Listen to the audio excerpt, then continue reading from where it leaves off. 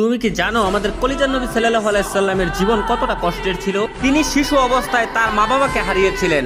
মানুষ তাকে এতিম বলে গালি দিত, তার পবিত্র গালে থাপ্পড় মারত। অসহায় নবীর কান্না ছাড়া আর কোনো পথ ছিল না। নবুয়ত পাওয়ার পর তার আপনজনরাই হয়ে ওঠে তার চিরশত্রু। তাকে পদে পদে হত্যার চেষ্টা করা হয়। মানুষ তার শরীরে ময়লা আবর্জনা ছুঁড়ে মারত, তার রাস্তায় কাটা বিছিয়ে রাখতো। মানুষ তার শরীরে পাথর মারত। মানুষের ছুরা পাথরে নবী করিম সাল্লাল্লাহু আলাইহি সাল্লামের দাঁত মুবারক শহীদ হয়ে যেত। নিকৃষ্ট পাষাণরা নবীর পবিত্র মুখে থুতু পর্যন্ত ছিটিয়ে দিয়েছিল।